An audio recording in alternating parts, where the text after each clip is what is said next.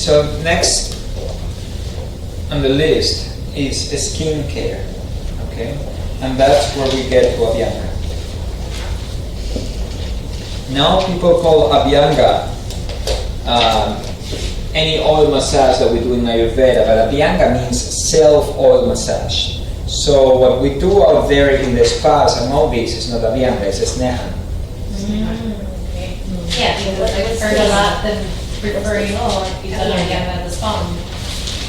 So we have on one side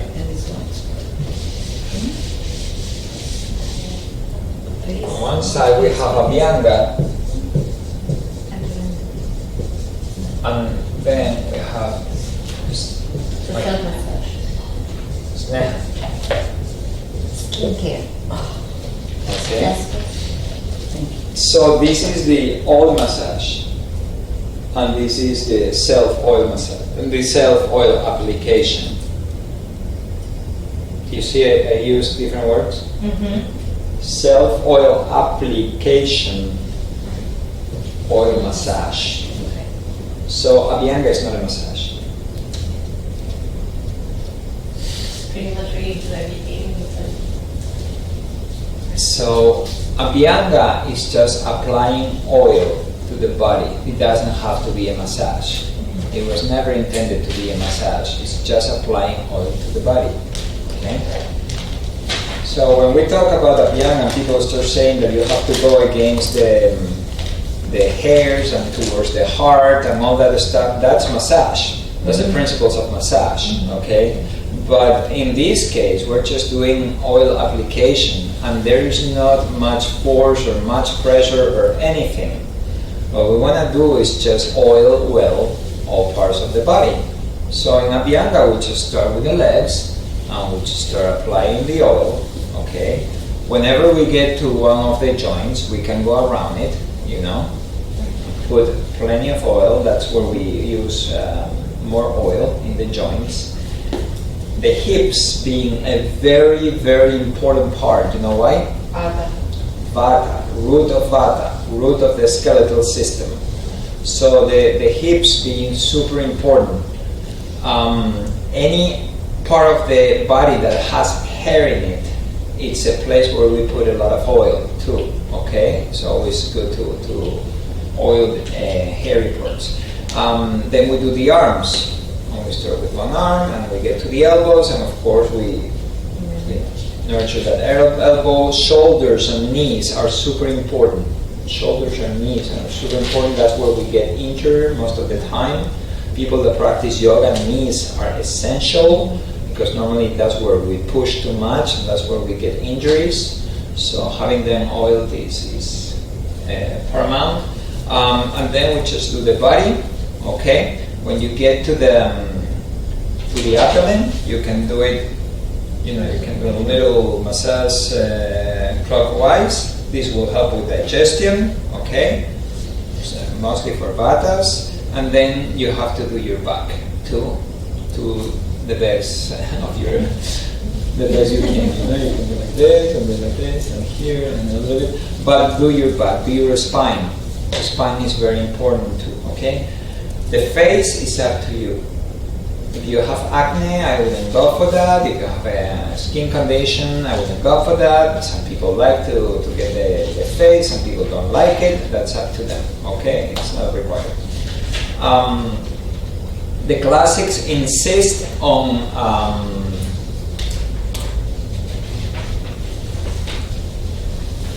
shiro, on the head, on putting hair in the head. Okay. Most people don't do it because if you do it, you have to wash your hair off every day, blah, blah, blah. But it's at least good to do it once a week, at least once a week. Putting oil in the head helps a lot with the sleeping. It's excellent for calming the mind. It's excellent for your hair, of course. Okay? So it's important to do that. If you go for champi, which is the traditional head massage, if you go to India, very few things are smooth. Okay.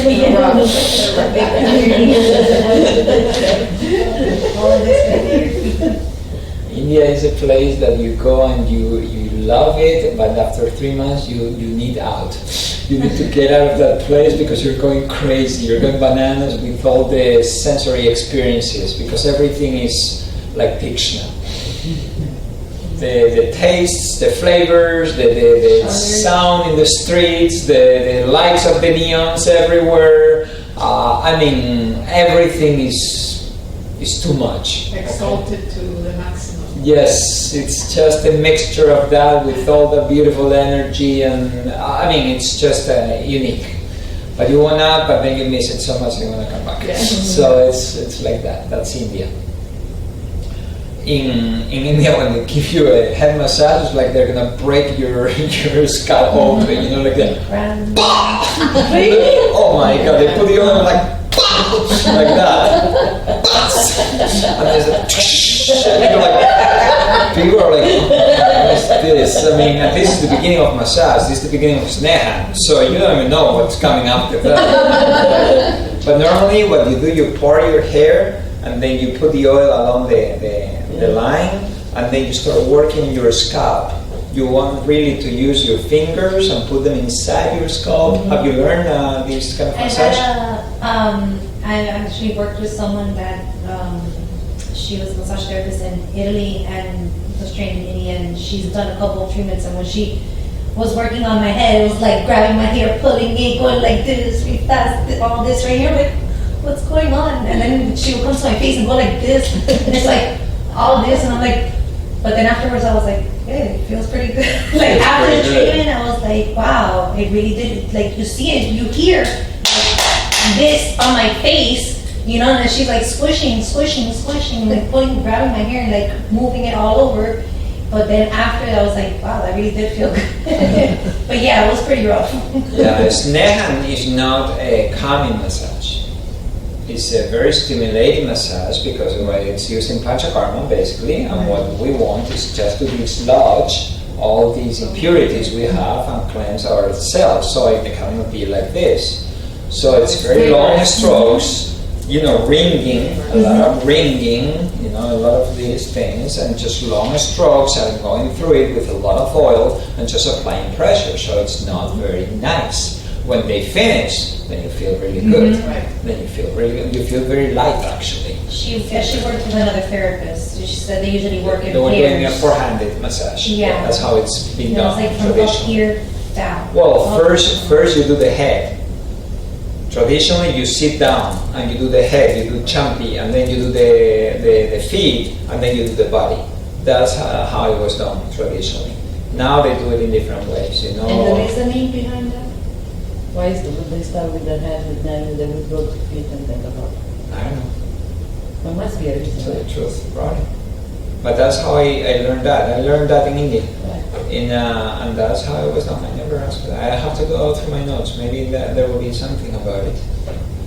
But well, to do the head massage, just pour the hair, put the oil, and just with your fingertips, just start scratching, stimulation. Okay, put the stimulation all over here, and then here and there, here, and then you work on your ears. You know, you work all the lines, and then down, and then a little bit inside these wrinkles we have, and then the lobes. You know, you work on the lobes. This is marma points for those of you who have done marma. These marma points, strong marma points, and you work all that for like 10 minutes or something. That's what a massage is. Okay. It brings a lot of clarity too, you know, and alertness and all these things. And it's excellent to go to sleep. It's one of the best things you can do. When you go to sleep, maybe you don't want to go so stimulated. You don't want to put so much stimulation in you. So what type of oil do you use? For head massage, normally Bringarash is used, or Brahmi. Brahmi is the one that's used the most. Brahmi is the one that's used the most. Brahmi is used also for the soles of your feet.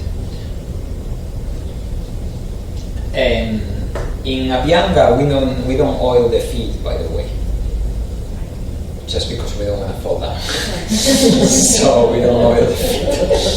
We do it at night. So once we apply the oil, you want to leave it on for 15-20 minutes. Ayurveda said that it takes about 5 minutes for the skin, for the body to just absorb whatever oil it needs. And then they say in the classics that it's 1 minute per dhatu after that, okay, until it goes to sukha.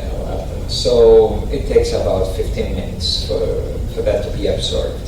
After that, your body doesn't want any more of it.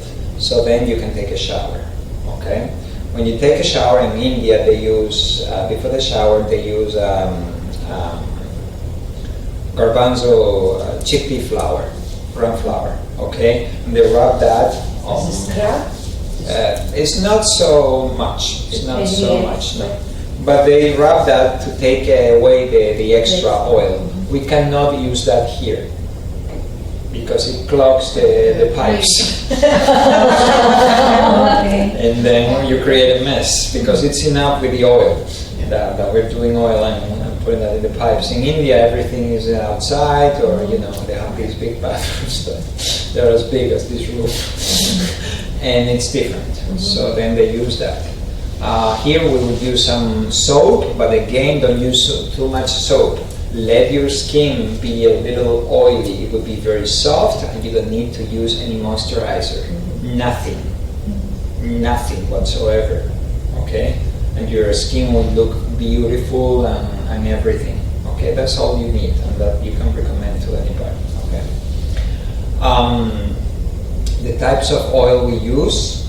Vata is basically sesame. Sesame is the ultimate oil used in Ayurveda for massage. For externally, it's the one that's used the most, sesame. And you want to warm it up. How do you warm it up? You put a little bit of it in a like a plastic container or whatever, and then you can immerse it into hot water, like we did with the ghee. You don't heat up the whole bottle all the time because then the oil becomes rancid, okay, very easily. So you just do 100 ml or something like that, and then you use that to oil your body.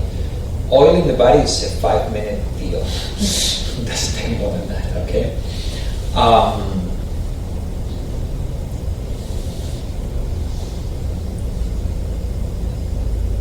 Pittas need to use some type of a cooling oil.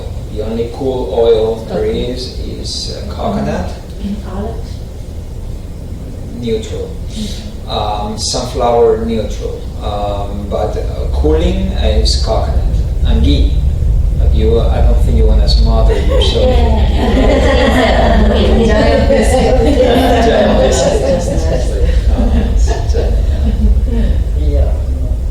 Okay, so we agree on that. So we're going to use coconut oil. And then for kapha, we use dry oils, very dry oils. And those would be something like mustard, corn, or small amounts of sesame. Because sesame being so heating, it will work for kapha. Vata needs to use a lot of oil. Pretty much the word smother works here. Pitta, easier on the oil, and kapha, very small amounts. Now, for kapha, traditionally what was used after Abhyanga was udvartan. And udvartan is dried powders. So we use dried powders made out of spices, okay? It's normally heating spices. It could be cinnamon, it could be cloves, a very good one. And then you just take a little bit of that powder and you start rubbing it on your body, the same way you did before. Another way of doing this effect is a loofah. It's a loofah sponge, yeah, dry loofah. What about dry brushing? Dry brushing? That's more intense, and that's a different type of massage in Ayurveda. That's done, but that's more has more of a scraping effect. They used to do fish bones in Ayurveda, very thinly pulverized or cut or whatever, and then they would use that and seeds and all kind of stuff, and then they will rub that. That's a kapha massage, okay? That's for the limb. Yeah, that's for kapha. That's to stimulate kapha and take kapha out of the Dry body. brushing for vata, No, for circulation. no, because vata is Never, dry. yeah, even like once in a while. No, vata is dry. Oh. Vata is dry, so you wanna dry it more. And Right. pitta is very sensitive. Right, sensitive skin. Yeah. Sensitive skin. Remember, there's a subdosha of pitta that's underneath all the skin, which is where it's from. Ranja. Rajaki. Very good. Dry brushing. So for as far as for the oils, what if the person's dual constitution? How would you? Then what is the one? Dual. Yeah. When we have dual, for example, between vata and pitta, we have almond oil, Okay. which is a heating oil, but it's not as heating as sesame. Okay. Normally, what's done is you do 50 and 50. You just mix sesame and coconut. That's what I'm doing right now. Sesame and coconut, and sesame pitta. I added a couple of drops of lavender and a couple of drops of cypress. You can do sandalwood. Cooling vetiver works for pitta as well. So you can, if it's vata, you can use maybe cinnamon or a couple of drops of cinnamon or frankincense. What about rose oil? Rose is good for pitta, very good. Okay. So you can do that too, and it has a very pleasant smell to it. So because you're wearing it, it gives you a pleasant smell as well. Okay. The season is important. In Pitta Vata, for example, when it's colder, they can mix coconut with sesame or coconut and almond. But and if they have a Vata condition, they can just go into almond if they live up north. But when the summertime comes, probably you want to just go into pure coconut oil. Okay. Kaphas don't need so much oil. They do better with the dry massage, much better. It's good for obesity too. It's good for obesity too. Scrap fat, okay, adipose tissue.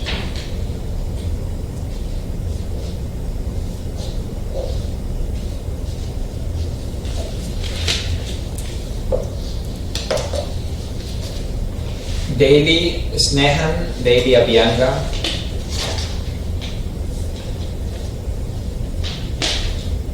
Ranks among the 5 top things that you can do in Ayurveda.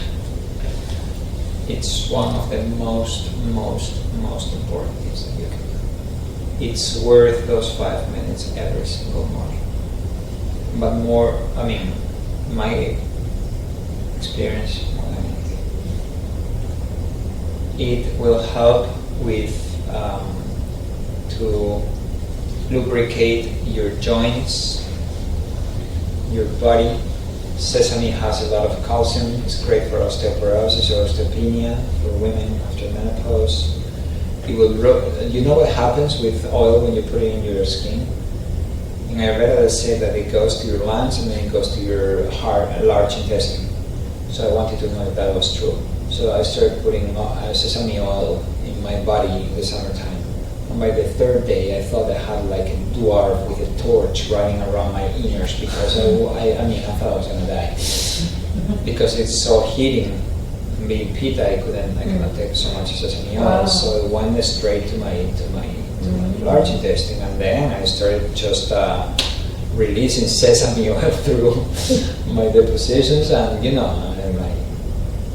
I was going to the bathroom 3 times or 4 times a day, and I was just going to diarrhea and everything. Why? Because of this. So anybody with constipation, the first thing you advise, oil. Oil, okay. It leaves you with a beautiful skin, protected, by the way. It does something that people don't believe and they never think about. It strengthens the body.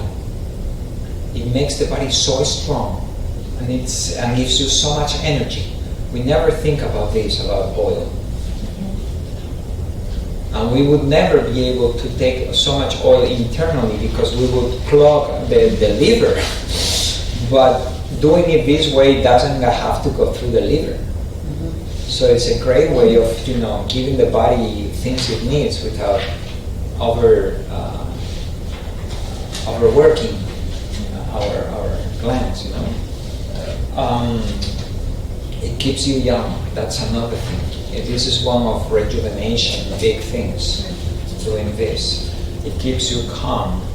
That's another great thing. What else do we have? Prevents wrinkles.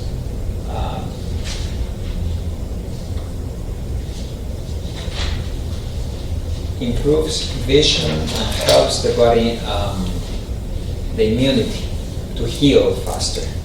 So, with all this stuff, just think about what I just said. These are amazing things. This is what we're looking for: vitality, strength, immunity, cleansing. All this is in Abhyanga, and it feels good. It feels warm and it feels good. One thing: once you do this, you want to put on like all clothes because it's going to destroy everything. Oil destroys everything, all pajamas or whatever. And then just do other things for 15-20 minutes. Don't get cold. You don't want to get cold. Get warm. Be warm during that time. That's more applicable to people up north, okay? Colder climates than us. But don't let the wind, or don't expose yourself to the wind at that time, okay? It won't be good. Some people like to put oil after shower. They say that if you do that, you attract all the bad spirits. I don't know if that's for the stuff, or that's true, but that's what they say.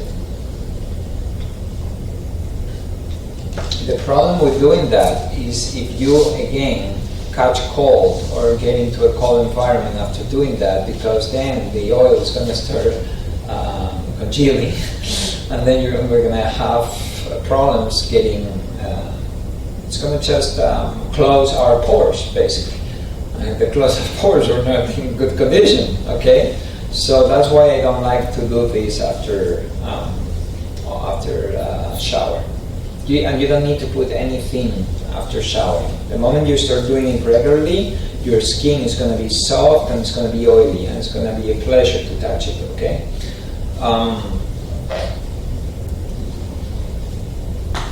Contraindications. The first one that I use is excess ama. That's one I don't recommend Abhyanga. I recommend Abhyanga to everybody. But if I see there's too much ama, I don't do it. When there's too much ama, first we get rid of the ama and then we start doing massage. You can see ama in the pulse because the pulse is muddy. It's muddy. You go in and you don't feel things. It's like something is in there, okay? You can see it in the tongue. That's the easier one, okay? However, if the person drinks alcohol or smokes, the tongue is going to be clean. You were not told this? No. Okay, this is very important. You're going to see a bright pink tongue and you're going to go like, oh, no toxins. Question them about alcohol and smoking. Because what does alcohol and smoking are burning up, apparently it's burning up those toxins, but you know what it's doing? It's pushing them inside the tissues. It's pushing the toxins deep in. So that's why we don't see that in the tongue. So the tongue can be tricky if we don't know everything about them. Remember, it's partial questioning. We need to question a lot. We need to know everything about this person. Everything. Everything is relevant here, as you can see. Okay. What if they have excess ama, like in the tongue, due to like acne? Acne? Yeah, maybe they're being constipated continuously, and wouldn't that be an exception to The Avianga? Yeah. The moment there is too much ama, you don't do Abhyanga. Because Abhyanga is just going to mess up with all. Imagine that, what is ama? What are the gunas of ama? Sticky. Yes. Sneak that, too. Yeah. It's sticky. It's dense. What is oil? Sticky. It's the same thing. So if a person has too much ama, no Abhyanga. No Abhyanga. No sneha. None of that. Nothing. You go for cleansing that. How do you take out so much ama? Fasting for one full day, for example. One full day of fasting, drinking warm water every 2 hours. They can put a little lemon juice if they want. No ginger tea. Ginger tea will bring back appetite because it will stimulate acne. And it's gonna be, we don't want them to stimulate acne. We want acne to come back by itself. We know that the person has ama when they are not hungry until 3 p.m. or 2 p.m. or whatever, and you see that they are a pitta type, pitta kapha normally. So it means that the person has ama? Yeah, totally. Acne is not working. People, you'll see people, pitta kaphas, normally overweight pitta kaphas.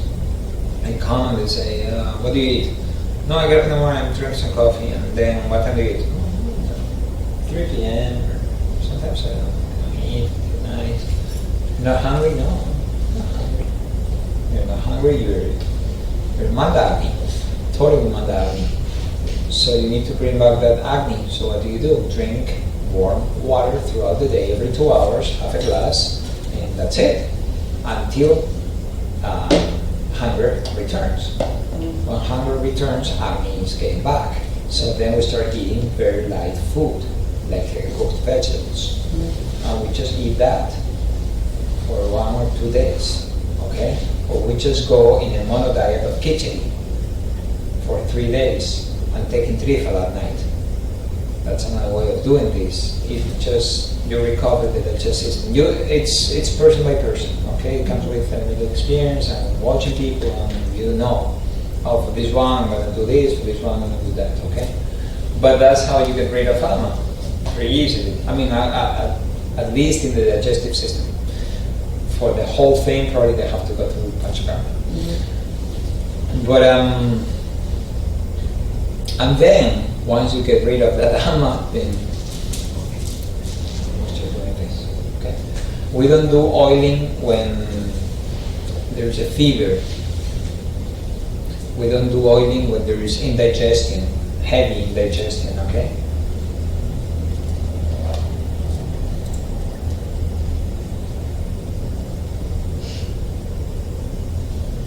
And basically in any condition of kapha aggravation, when kapha is very aggravated, because again, oil has most of the gunas of oil are the gunas of kapha.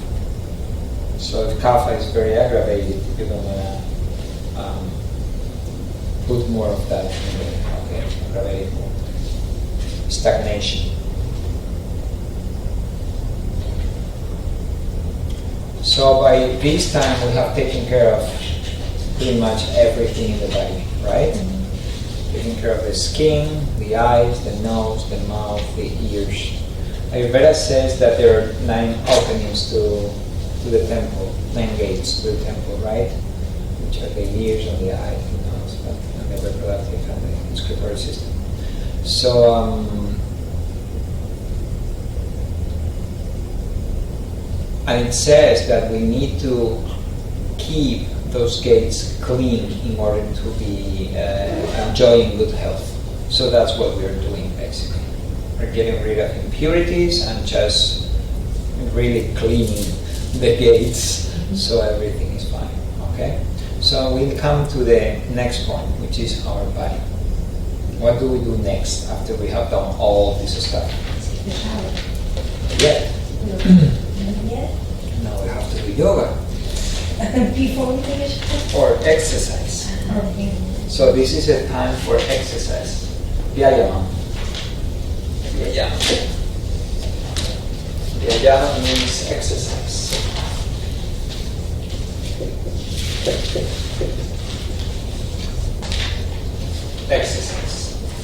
So what kind of exercise do we Yoga. undertake? We can do yoga.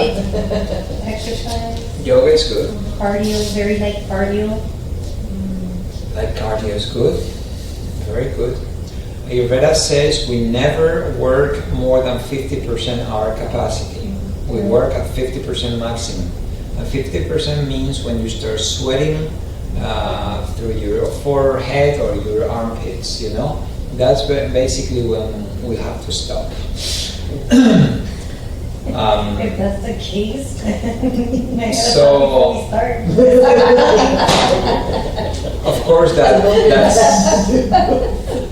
Of course, that's something that has to be taken. You know.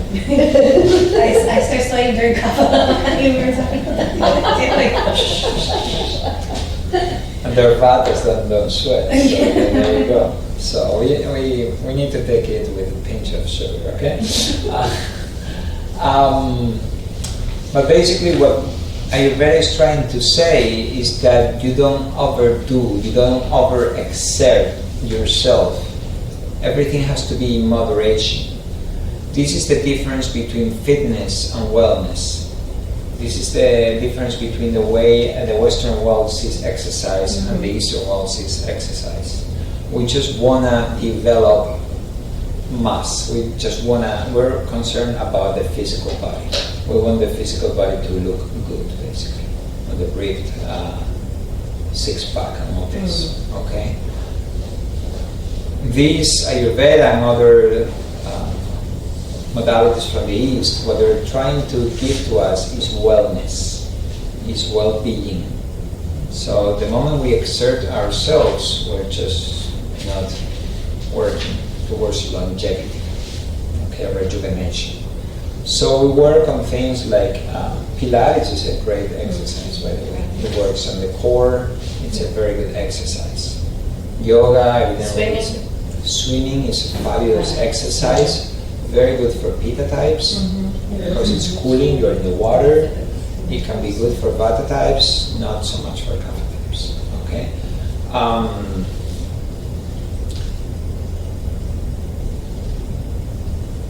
Vata types can do yoga, can do Tai Chi, very good for them because we need calming types of exercise to combat crazy.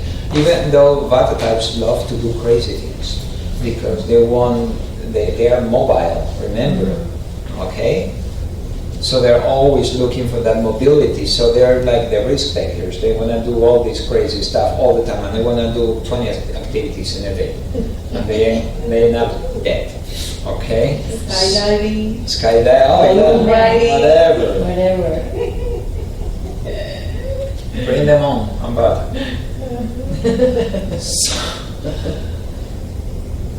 But Vata types, actually what's good for them is something grounding and something calming. And yoga and Tai Chi have this, so it would be good for them. Walking is excellent. Walking is the best exercise there is, basically.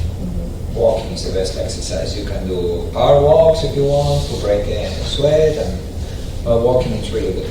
I have a lot of clients who are yoga teachers and yoga practitioners, and what's your exercise? And I do yoga every day.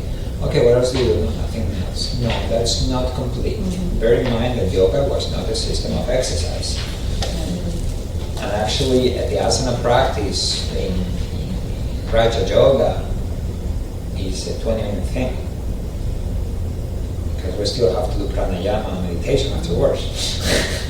So the asana practice is just a 20-25 minute thing just to, I mean, after a while, in the beginning you have to do more, so you get the flexibility. And you just do that in order to be able to sit in whatever sitting position you want to do pranayama, lotus, padmasana, or if you do meditation on siddhasana, whatever, but that's what was intended for, So it's not a complete system of exercise, so you need cardio.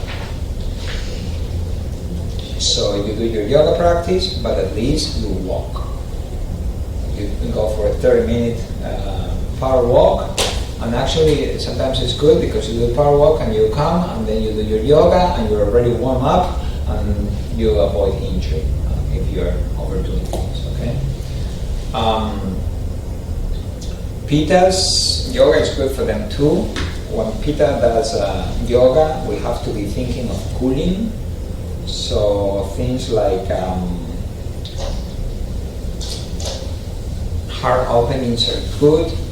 Not extreme heart openings, not extreme back bends, because then the vata kicks off and kicks in, and then it's not a good, pleasant thing. So asanas like Kapotasana are not very calming. The opposite. Okay. Pitas do well swimming. That's excellent. And pitas are extremely competitive. And so, if we're doing other type of exercises when we are younger, pitas are the ones that are better suited to be in a team, because they would get to play with other people, and then this sense of ego would diffuse a little bit. Okay, instead of playing tennis and being there like, yeah, you know, all pissed off because you missed serving or whatever. And kapha types treat them like your enemy. I mean, just do it. Shut up and do it. Track and field. These are the people of power yoga, the Ashtanga and all these things. These are the ones that have to go for a run. These are the ones that, although running Muscle form. But yeah, these are the guys that have to do a lot of work. They're kapha. Even Pitta kaphas, they have to move it. They have to move it. Otherwise, you go into apathy. I work out twice a day. No way. I do aerial yoga in the morning, and then at night I go to the gym, or I go and do CrossFit. So these are things that CrossFit, very popular thing, terrible for pitas, terrible for vatas. Very competitive. Very competitive, but a good thing for a kapha pitta, or some pitta kaphas if they can control the pitta. Okay, so we need to know exercise what we're doing as well. Okay, when we recommend exercise for people. Okay, so we need to tell them what's good for them. Okay, combination of some strength, flexibility, and cardio is best exercise. Okay.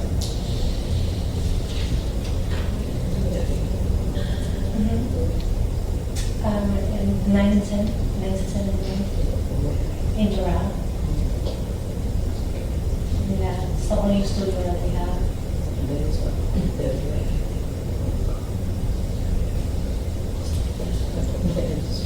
Yes, with the I have the whole thing.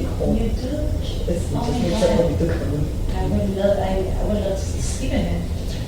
Look at Ashtanga Hridayam, what it has to say about exerting ourselves. Those who indulge in too much of exercise daily, who keep themselves awake till late nights regularly, who walk long distances regularly, who indulge in excessive sexual activities, too much of laughing, speaking, and such other strenuous activities will perish. Look at the word. Will perish. Just as a lion perishes after vanquishing an elephant. Pretty cool, huh? The classics are so much fun, They're gonna get just nailed, Boom! There you go. Perish as a lion perishes after vanquishing an elephant. So it's very graphic. The lion trying to vanquish an elephant, and that's what we do every day. We just overwhelm ourselves with all these things that we want to do and overtake, like CrossFit is one of them. CrossFit, unfortunately, I've is had one to of them. learn to calm down with the CrossFit because it does get very competitive, and then I want to start doing a lot of weight, and then they kind of push you to like, oh, you're so big, you should do more weight, so it's like. that's when you say no. Yeah, Because you don't need more weight. down. You Just need not the you need the SY1104. circuit. You Right. need the circuit, and Yeah. that's to keep you, strengthening and the cardio in it. The moment you put more weight, then you kill yourself. Yeah, no, That's that's the changed way a I lot. read That's that. changed a lot since I started. Yeah. I definitely toned down on the weight, and my goal now is just to finish the whole thing. So I'll do really light weight compared to what I know my body can do, but I just want to finish the. and You realize don't the need difference. that extra. It's good. So I don't have to add anything to this No, quote. it's It's very graphic, right? Okay. So what do we do after this? The shower. Huh? Now you shower. The shower. Yes, bathing. It's time for bathing. Snana. S-N-A-N-A. Snana. Okay, rules for bathing. Ayurveda says that Vata and Kapha use warm water. SNANA. Yeah, S-N-A-N-A. And Pitta use cool water. Okay. None of them are supposed to use hot water on your head. That's not good. So, Vata is. Vata and Kapha warm, Pitta cool. We don't use hot water on our heads. It's really detrimental to the mind, to the seventh chakra, to Sadaka Pitta, to your hair, to a lot of things. So this is not a. When you put very hot water on your head, you know what happens? It takes away your strength. I know it's not good for the head. But it takes away your strength, your vitality. It takes it away. Okay, so not good. Well, when you take a cool shower, not cold, okay, let's say cold, cool shower, warm shower, you come out, maybe you're cold a little bit, but then you get warm and then it's a very good feeling. Yeah. I did Kundalini yoga for a while, okay? So they tell you to get up at 4 o'clock in the morning and put some almond oil on you and then just go and jump into a cold shower. In Miami, that was feasible. In New Mexico, I thought I was going to die because I was in the desert, and in the desert it's cold at night, and then going into cold water, I mean, it was frigid. So I thought I was going to have a heart attack some days. That's when I started doubting these things, you know. I used to alternate. I don't know what I read when I was, 16, 17, and for a long time I used to take these hot, cold, and alternate hot, cold showers. That's a good thing? No, it's not a good thing. Ayurveda doesn't like that. It's not. They say that some people also would say that's good for Vianavadi, but it's not. It's just creating this effect that doesn't take you anywhere. Okay. Extremes. The extremes, and then we don't follow extremes in Ayurveda, basically.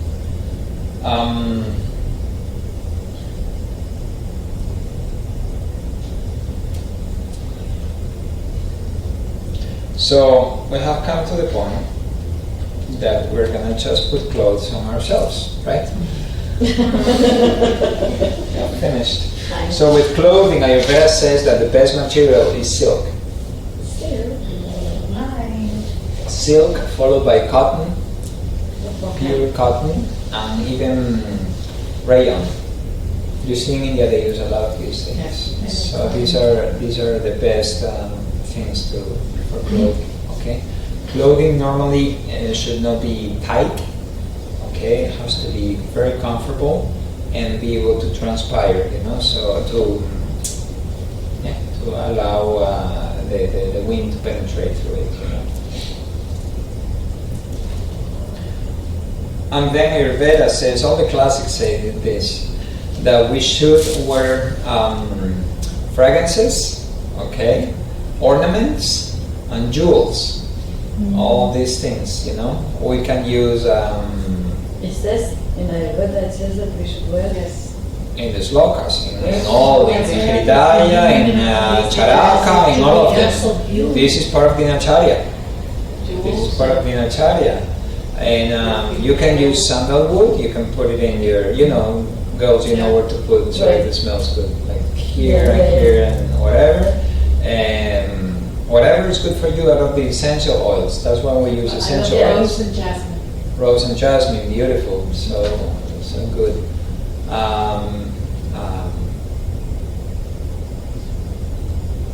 Lavender is really I love lavender. beautiful. I mean, sandalwood or whatever. You just use whatever you want.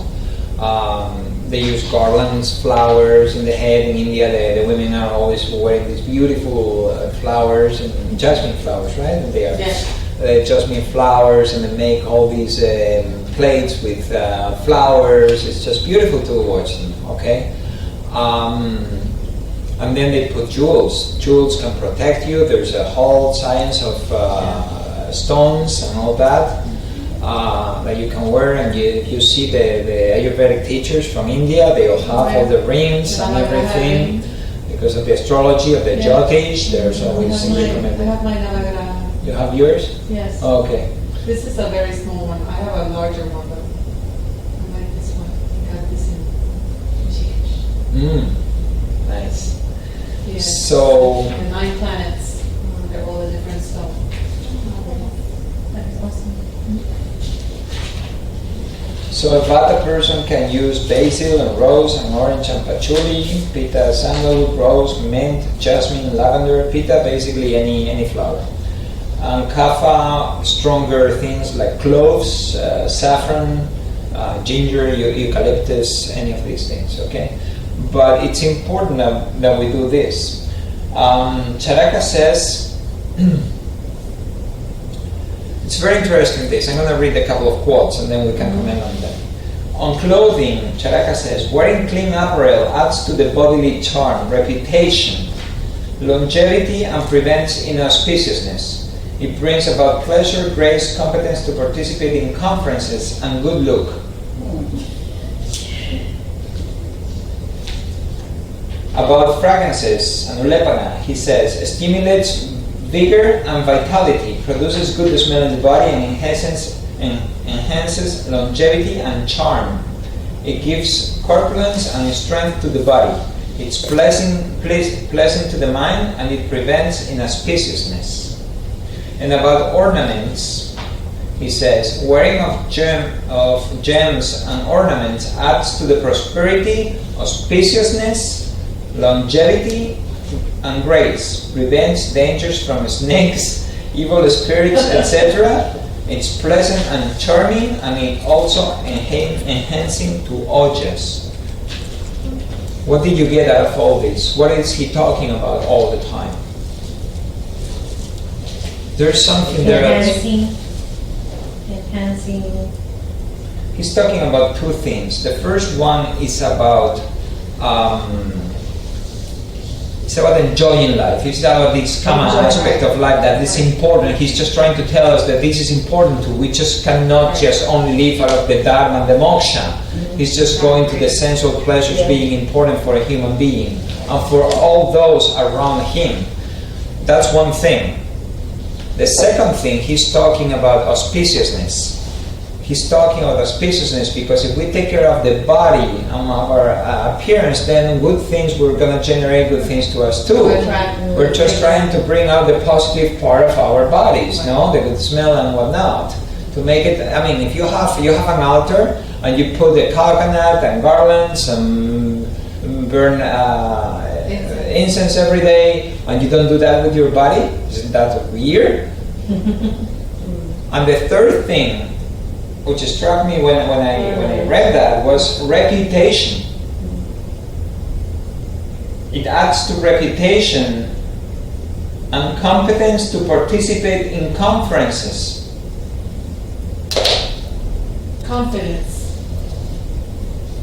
And being accepted in society. Because nobody wants to sit next to somebody who's smells.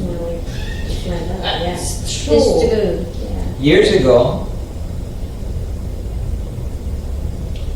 I was doing Reiki at the time, in a Reiki circle, and I gave Reiki to somebody. And when we finished, she came up to me and she said, "Thank you so much, it was amazing, blah, blah, blah." And she gave me a hug.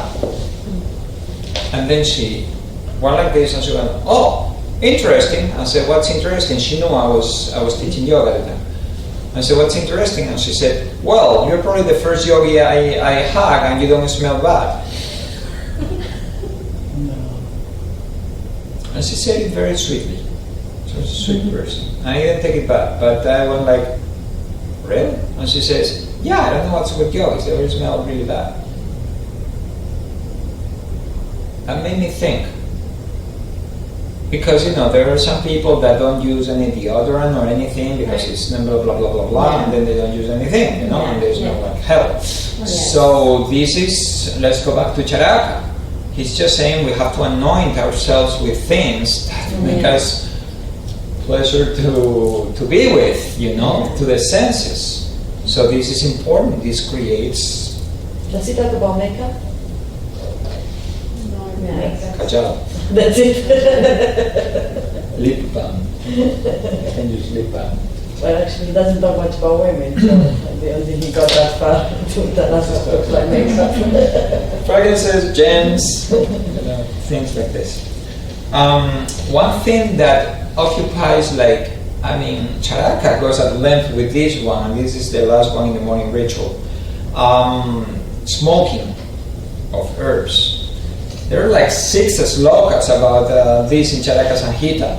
There's even more slokas about the smoking than any of the other things we have covered.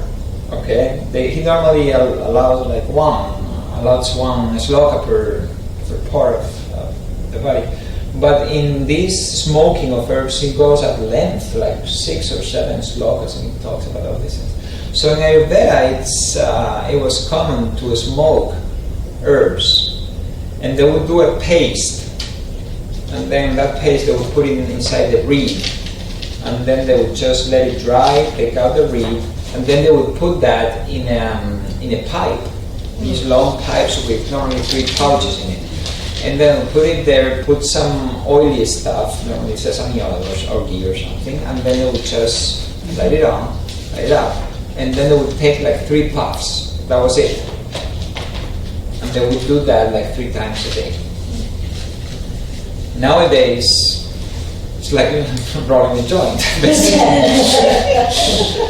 how we do it when I was in school, or like rolling joints, like, oh my God, somebody's going to come over. I remember once we were in this beautiful place in New Mexico, in Cabana, that belonged to a father of one of my peers there, and we were after dinner, like they had because you can buy the mixture, and they had it. Of course, in Mexico you have everything you want, and then let's do some dumata, let's do it. And after dinner, we started smoking that thing, and we're rolling joints basically. And it was like we're in the terrace, and we're like, oh my God, the police pulls over. This is going to be interesting to explain to them. Just look at us. We look like hippies, basically, all of us, and then we're smoking this thing, and we're going to convince these people that we're Ayurvedic practitioners, cleansing our lungs, Good luck, So it was fun. It was fun. So nowadays, basically, we don't use this. We use this with some kapha conditions because it's basically for kapha. It's something we do to cleanse the respiratory system, the sinus, and above all when there's a lot of congestion. They even smoke for asthma. That's one of the main recommendations in Ayurveda for asthma, to smoke herbs. And then you change the herbs according to what you want to target. So that night we were smoking things that were for calming actually, and for the brain because we were studying for the final exam. So we were smoking Brahmi and all these things, Gotukola and things like this, okay? And here, where can you buy those? You can, there's a company in New Mexico called Phytotherapy, and they actually have a blending now. What? Phytotherapy. I can, if you send me an email, I'll send you the contact info. Okay. Yeah, I think this way you find it. So, after this, we eat. Finally! So after this, we eat. And the breakfast needs to be, Ayurveda says it's light. We talked about this because it's kapha time. But vatas and pittas, depending on conditions and stuff, can have a larger breakfast. Okay, that would be okay. We go to work, do whatever we want to do. We talked about this too. The morning is when we devote it to the more physical activities or the mobility. And then we have a big lunch, which is at noon, 1 p.m. Then Ayurveda recommends to go for a short walk. Even if it's 200 steps around the office, it's good. It's good for digestion. If you go for a nap, you go on the left side, okay? Left side. On the left side. So you help with digestion, okay? And then we go back to the